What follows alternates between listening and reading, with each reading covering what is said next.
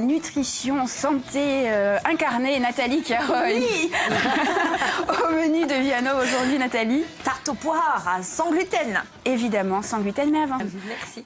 Nathalie, à nous. La tarte aux poires sans gluten. Tarte aux poires sans gluten. Nathalie, qu'est-ce qu'on fait? Est-ce qu'on regarde d'abord la vidéo et vous nous la commentez comme Allez, ça, on peut faire comme ça. Allez, on fait comme ça. Alors, la vidéo. Voilà. Alors là, on mélange les trois farines, c'est-à-dire farine de riz, farine de châtaigne ou farine de pois chiche au choix et farine de sarrasin. On met juste 2 cuillères à soupe de sucre rapadura, évidemment pas de sucre raffiné, une pincée de sel et un petit peu d'eau et notre huile de coco en matière grasse. d'accord. On malaxe.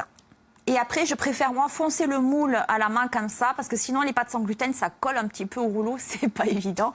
Ou alors, il faut faire entre 2 papiers sulfurisés. Je trouve que c'est plus simple comme ça. On va aller à la simplicité. Ensuite, sous nos poires...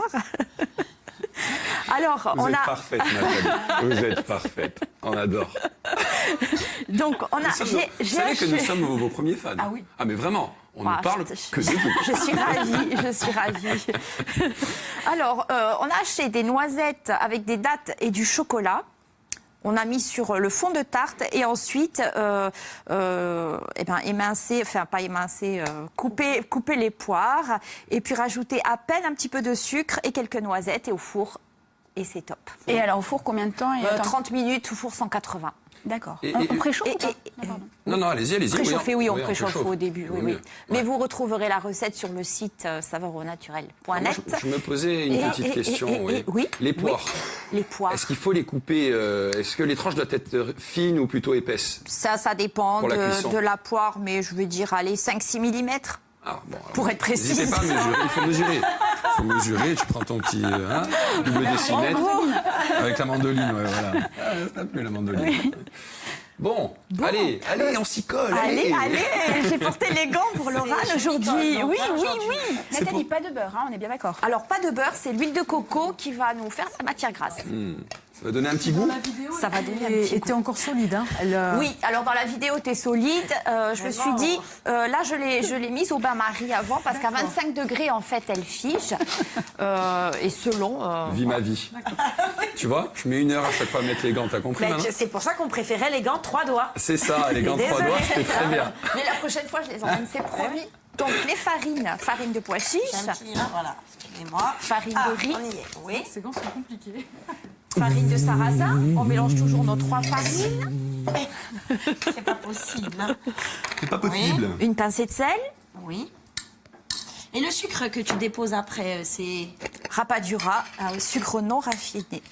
Ah voilà, ça c'est ça le rapadura? C'est ça le rapadura. Et ça, c'est ça qui a un petit goût de réglisse et de caramel dans tous les magasins bio. Et puis je pense que maintenant les grandes surfaces s'y mettent aussi sûrement. Et Nathalie, si on veut faire une version salée de la pâte, est-ce qu'on peut faire tout pareil sauf le sucre? Bien sûr, tout pareil sauf le sucre. Et puis on peut, alors, soit huile de coco, mais pourquoi pas de l'huile d'olive.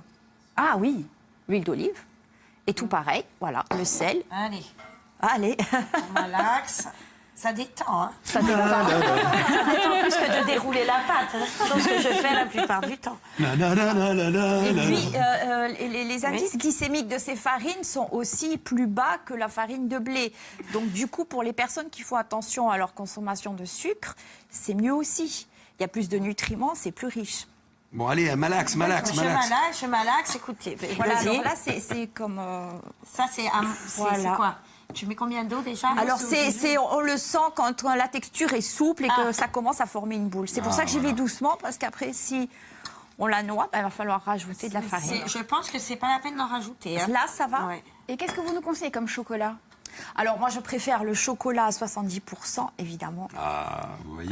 C'est le meilleur. Bon, non, on est passé au 90. On est passé au 90. Ouais. Ah, c'est bien. oui, bravo. Ouais. De moins en moins de sucre, c'est Écoutez, super. j'ai plus de palais, mais ça va.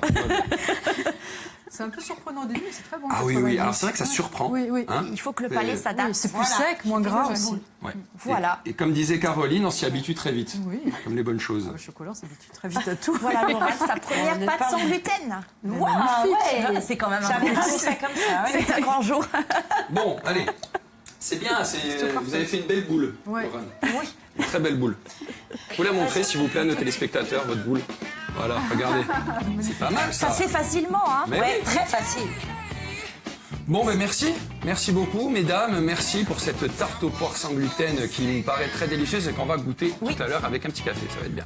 Voilà. Et nous, on va se rejoindre pour la deuxième partie de Viano.